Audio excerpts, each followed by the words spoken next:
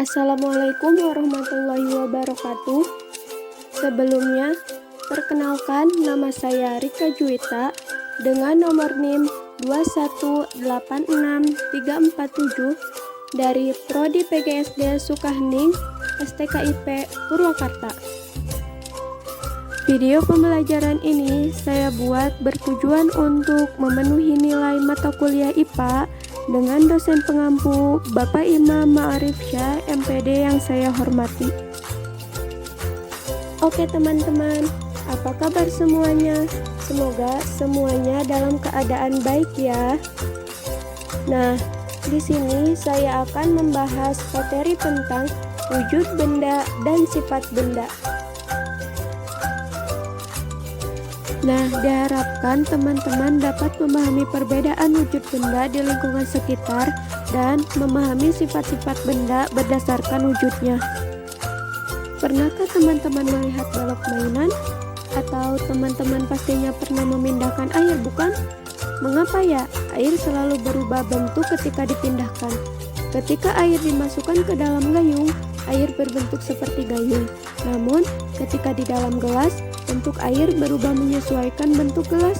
Berbeda sekali dengan penghapus yang bentuknya tetap. Berdasarkan wujudnya, benda dibedakan menjadi 3, yaitu benda padat, benda cair, dan benda gas.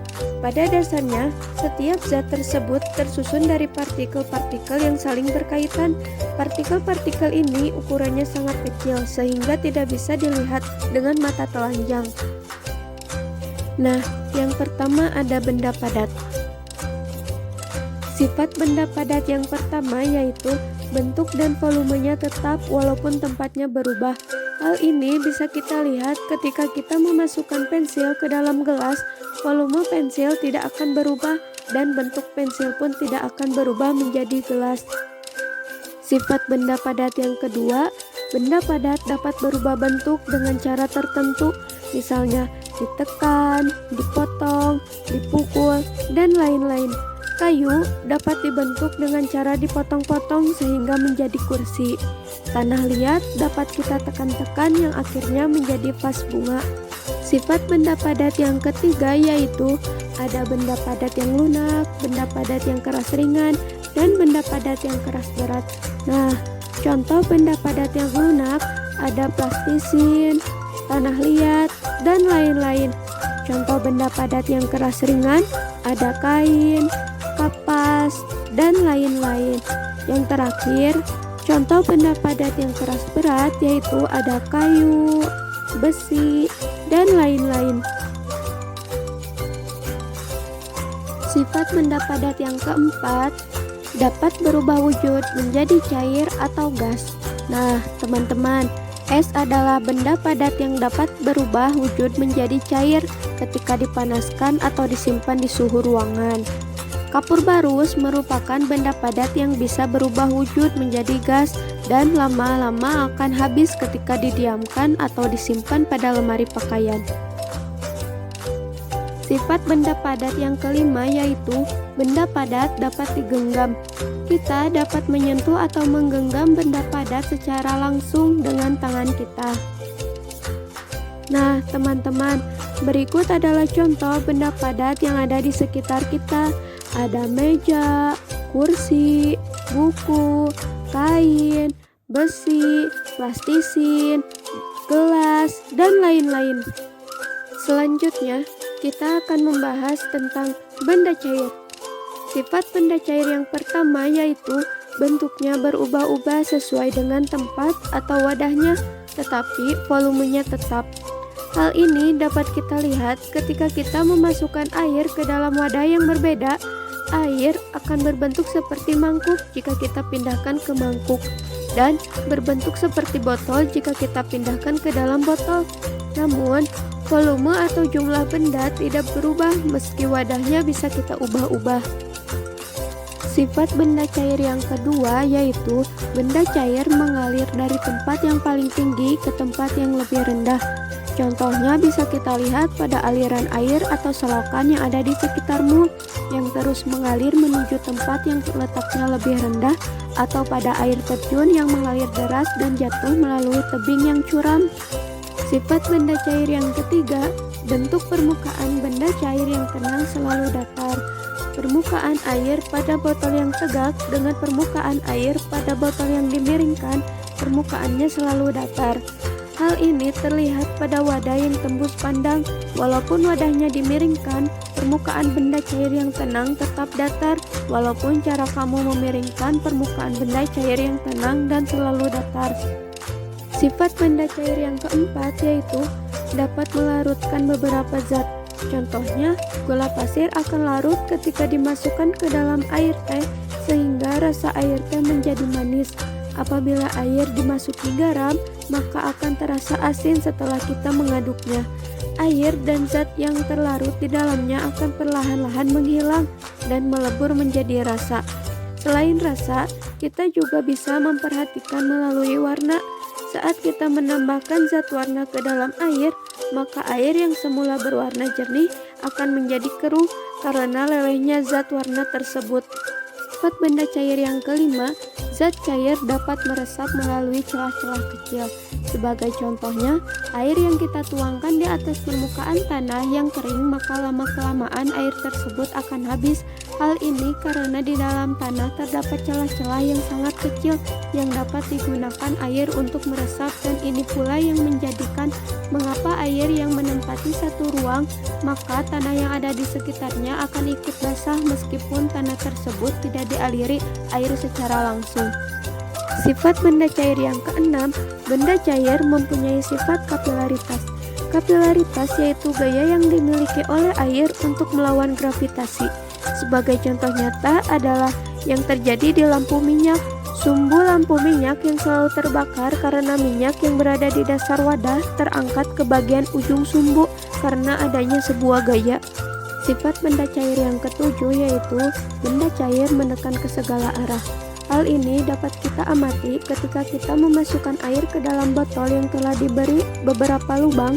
Air akan menekan ke segala arah sehingga air akan mengalir melalui seluruh lubang tersebut. Sifat benda cair yang kedelapan yaitu menempati ruangan dan tidak dapat digenggam. Kita dapat mengamati sifat ini pada air yang ada di dalam gelas, botol, ember, dan lain sebagainya. Apabila kita memasukkan air ke dalam wadah apapun, tidak akan pernah terjadi bahwa lubang wadah tersebut tidak cukup untuk dimasuki air. Sekecil apapun lubang wadah, pasti akan bisa dimasuki oleh air karena sifatnya yang menempati ruangan. Air atau zat cair tidak dapat digenggam seperti benda padat, zat cair hanya bisa disentuh. Selanjutnya, benda cair dapat berubah wujud menjadi benda padat atau gas. Contohnya, apabila air didinginkan dalam lemari pendingin, maka air tersebut akan berubah menjadi es, dan minyak wangi yang bentuknya cair ketika disemprotkan akan menjadi gas. Nah, teman-teman, contoh benda cair yang ada di sekitar kita yaitu ada madu, sirup, minyak goreng, saus, kecap, air, dan lain-lain. Nah, teman-teman, tadi teman-teman telah mengetahui sifat-sifat dari benda cair. Selanjutnya, kita akan membahas tentang benda gas. Sifat benda gas yang pertama yaitu bentuk dan volumenya berubah. Bentuk dan volume benda gas akan berubah-ubah sesuai dengan wadah yang ditempatinya.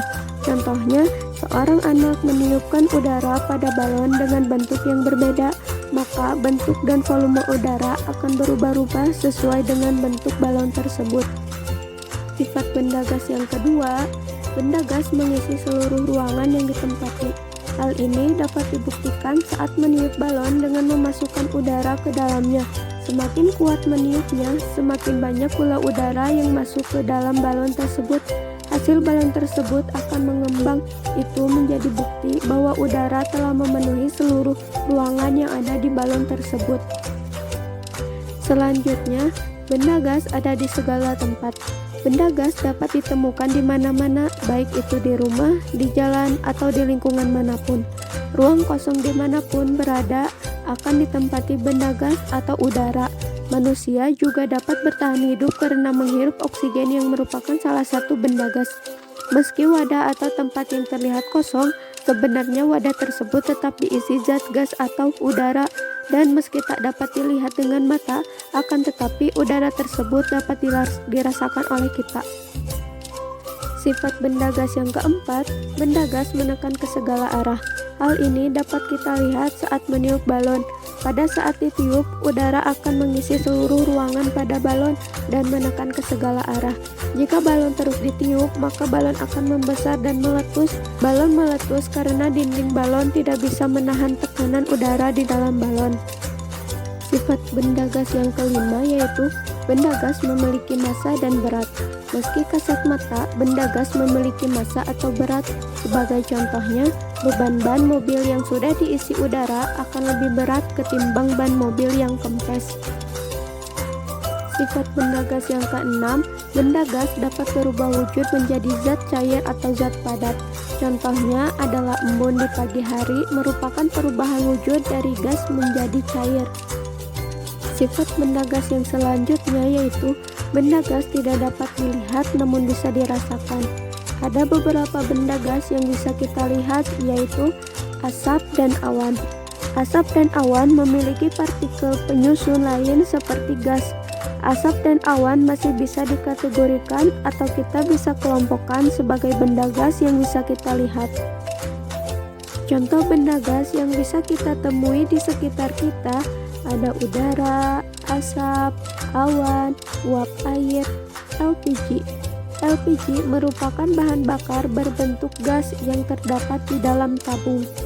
Nah, teman-teman, tadi teman-teman telah belajar dan mengetahui apa saja wujud benda dan sifat benda serta contoh-contoh benda yang ada di sekitar kita. Jadi, dapat kita simpulkan kita dapat menemukan berbagai macam jenis benda-benda yang berbeda. Ada 3 jenis wujud benda yang dapat kita temukan, yakni benda cair, padat, dan gas. Ketika benda ini sangat berbeda baik bentuk maupun sifatnya. Benda juga memiliki ciri-ciri, yaitu memiliki massa dan volume. Oke teman-teman, cukup sekian pembahasan dari saya. Mudah-mudahan bisa bermanfaat ya. Terima kasih.